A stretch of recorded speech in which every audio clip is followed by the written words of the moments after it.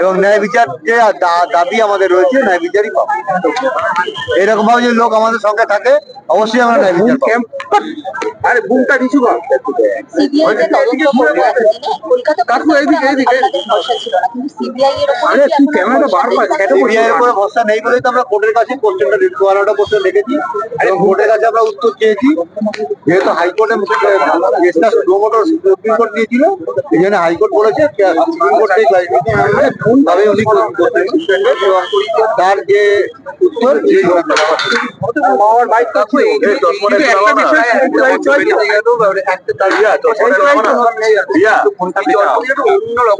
প্রতিবাদে রাস্তায় তারপরে বিচারের জন্য বারবার দাবি করেছে। এটা খুবই দুঃখের বিষয় যে তখন মনে হচ্ছে যে কি দেশে আমরা বসবাস করি, কি আমাদের গণতন্ত্র, একটা বিচার চাইতে মানুষের কাছে ভিক্ষা চেয়েও কিন্তু আমরা বিচার পাচ্ছি না বলেই আজকে রাস্তায় নামতে, সবাইকে ডেকে রাস্তায় নামতে বাধ্য হয়েছি। সিবিআই কি খামতি? এখন তো রায় হওয়ার আগেই আপনারা মামলা করলেন, প্রায় 42টা পরে আরো কিছু প্রশ্ন। এই যে প্রশ্নগুলো উত্তর দিতে পারেনি সিবিআই, তো দিতে পারেনি, এই জন্যই আমাদের এগুলো খামতি। 8 তলার যে রহস্য সেটা তো একেবারে কোনো কিছু নেই, রেকর্ডে নেই। আপনারা কি সিবিআই কে থামাতে পারছেন? তারা অক্ষম, মেলাতে পারবে না তদন্ত, তাই এটা ধামাচাপা হবেই। এই জন্য আমরা কোর্টের কাছে প্রশ্নগুলো রেখেছি এবং কোর্টের কাছে প্রশ্নগুলো উত্তরটা চেয়েছি। সুপ্রিম কোর্ট তো আপনাদের কথার গুরুত্ব দিতে পারছে, মানে কোথায় আমার মেয়েকে খুন করা হয়েছে সেই জায়গাটাই স্থির করতে পারে। সিএসএফ এর রিপোর্ট যেমন আছে, সেমিনার হলে খুন ধর্ষণ কিছুই হয়নি, তাহলে কোথায় হয়েছে সিবিআই এখনো 5-6 মাসের তদন্ত করেই বার করতে পারেনি। আজকে 6 মাস অতিক্রান্ত। আমরা সেই 9 আগস্ট যেমন জানতাম না যে আমার মেয়ের সঙ্গে কি হয়েছে, আজও জানি না আমার মেয়ের সঙ্গে কি হয়েছে।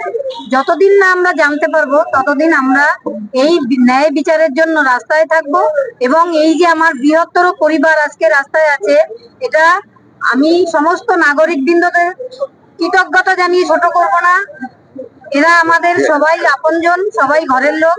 আমার পরিবার এখন অনেক বড়, এই এত বড় পরিবারকে নিয়ে সবাই আমরা জাস্টিস অবশ্যই ছিনিয়ে আনবো।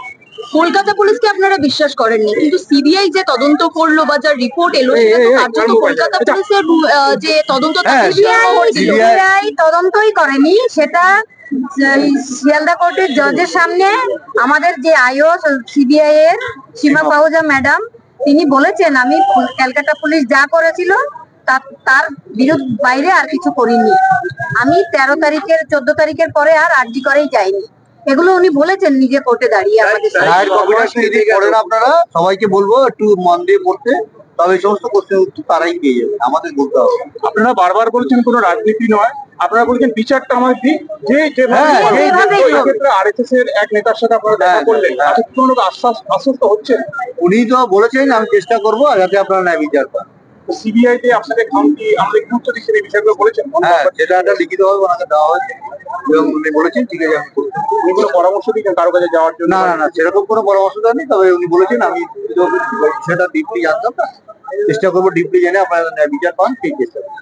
আজ 9 ফেব্রুয়ারি আমরা রাস্তায় নেমে আরো প্রতিজ্ঞাবদ্ধ হব। এত মানুষ আমাকে সাহস জুগিয়েছেন দেখে আরো ভালো দৃঢ় প্রতিজ্ঞ হব যে আমরা রাস্তা ছাড়বো না, আমরা আন্দোলন থেকে পিছিয়ে আসবো না। আমার মেয়ের যে ন্যায় বিচার এটা ছিনিয়ে আনবোই, কারণ আমি জানি আমার মেয়েটা আর ফিরে আসবে না আমার কাছে। সে যে হারিয়েই গেছে, তার স্বপ্ন পূরণ করতে গিয়ে আরজিকর কিছু দুষ্কৃতী তাকে আমাদের কাছ থেকে ছিনিয়ে নিয়েছে। কিন্তু আর কোনো মা বাবার যেন ওই 9 আগস্ট না দেখতে হয়, সেই জন্য আমরা প্রতিবাদ চালিয়েই যাব। মনে হচ্ছে আরো কেউ গ্রেফতার হতে পারে। অবশ্যই যারা খুনি অপরাধী তারা এখনো হসপিটালেই ঘোরাফেরা করছে, এটা আমরা মনে করি। একাধিক আক্রমণ আপনাদের হসপিটালে ঘোরাফেরা করছে, সব মিলিয়ে প্রায় এই তর্ক আপনারা ভালো বলছেন, পলিটিক্যালি মোটিভেট হচ্ছে, কেউ অভিযোগ করছে। হতাশ লাগছে যে বিচার চাইতে এই যে এত জনগণ আমার সাথে রয়েছে, হতাশ কেন হব আমি? আমার বৃহত্তর পরিবার। আমি বারবার একটাই কথা বলছি, আমি যখনই দেখেছি আমার ডাকে সারা দিয়ে এত জনস্ফূর্ত আন্দোলন, এই যে মৌন মিছিল, এটা আমাকে অনেক সাহস জুগিয়েছে মনে। আজকে আমি আরো দৃঢ় প্রতিজ্ঞ যে আমার মেয়ের বিচার আমি ছিনিয়ে আনবোই। মেয়েকে আর ফিরে পাবো না আমি। মেয়ে আমার কাছ থেকে হারিয়েই গেছে, তার স্বপ্ন অধরাই থেকে গেল। এখন আমার সব থেকে ভালো থাকার দিন ছিল, তার এমডি 4 মাস কমপ্লিট হতে বাকি ছিল। তার স্বপ্ন গোল্ড মেডেল এমডি, তারপরে সে ডিএম করবে, কোনো কিছুই তার পূর্ণ হয়নি। তারপর নভেম্বর মাসে তার বিয়ে ছিল।